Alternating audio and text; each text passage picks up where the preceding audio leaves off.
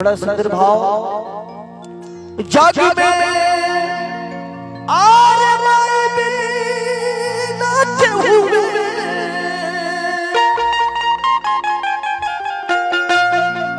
और सहाय न होई,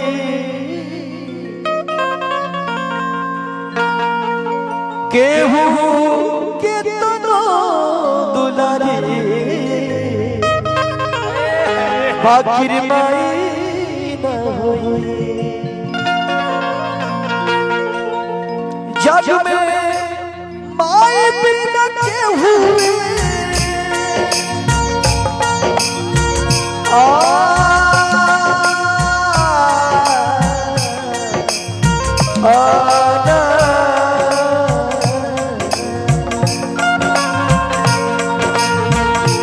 जग में माई बिना केहू, जग में माई बिना केहू सहायता होई हो, सहायता होई केहू के तनो दुलारी बाकी माई ना होई, केहू के तनो दुलारी बाकी माई ना होई।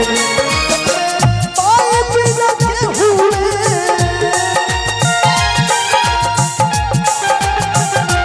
जग में माई बिना केहू सहायता होई हो, सहायता होई केहू के तनो दुलारी बाकी माई ना होई, केहू के तनो दुलारी बाकी माई ना होई।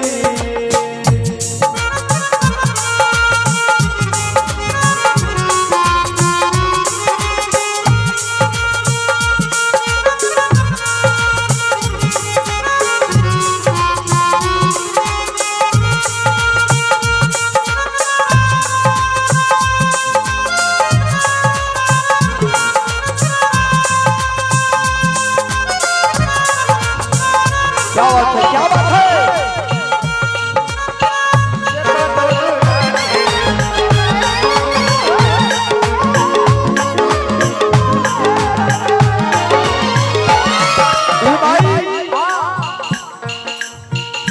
नौ महीना अपना पेट में अपना गर्भ में रखलस, सुख दुख सारा झेल के हमने के माई पल्लस।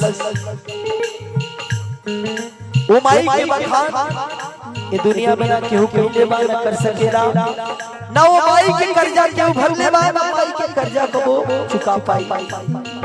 कितना सुंदर भाव। सुख दुख दिन मादतिया सहरा मुख से कबहू कुछ ना कहली,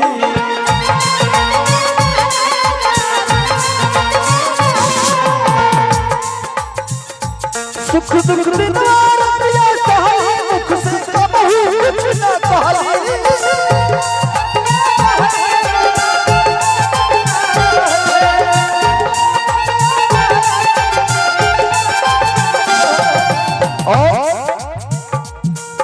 आज उनका आचरा से बढ़ी के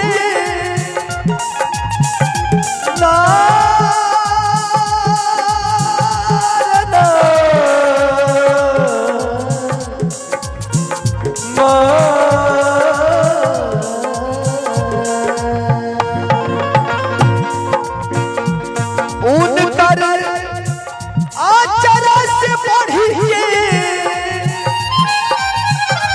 उनकर अचरा से बढ़ी के रजाई ना होई हो, रजाई ना होई केहू के तनो दुलारी बाकी माई ना होई, केहू के तनो दुलारी बाकी माई ना होई।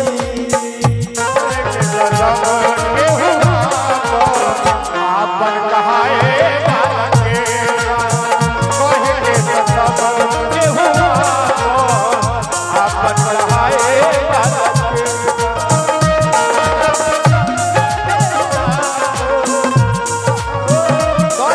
क्या बात है। आपन कहाए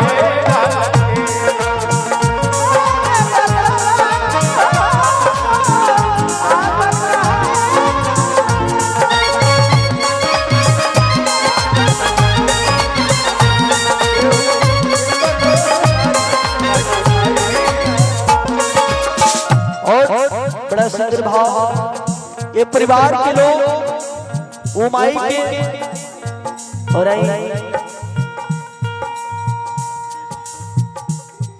मान्य हमारे रमेश यादव जी की तरफ से बहुत सारा प्यार। ये परिवार के लोग वो माई के अच्छी तरह जानत हो कि माई के प्रति हमने के प्यार कैसन था और वो माई के प्यार कैसन है। बड़ा सुंदर भाव। अपने सूखल पाकल खाके रखली सब कर भरम बचा के।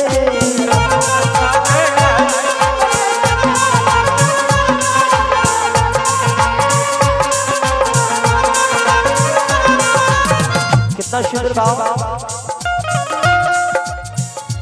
अपने सूखल पाकल खाके रखली सब कर भरम बचा के।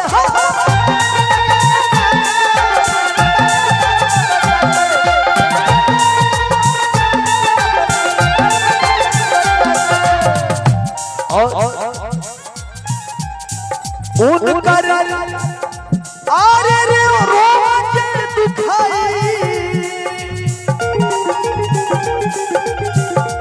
उनकर रोज दुखाई ना आरे भलाई ना होई हो, आरे भलाई ना होई केहू केतनो दुलारी बाकी माई ना होई। केहू केतनो दुलारी बाकी माई ना होई। केहू केतनो दुलारी बाकी माई ना होई।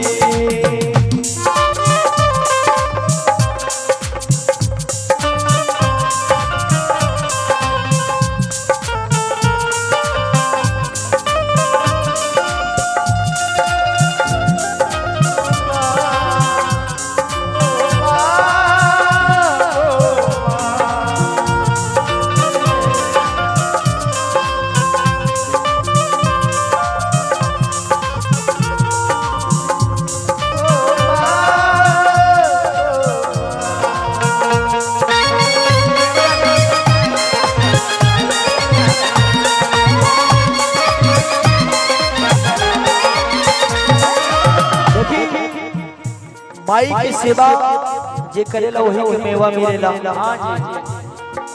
बड़ा सुंदर भाव। रुपया पैसा लाख कमाईबा तो महल बनवाईबा।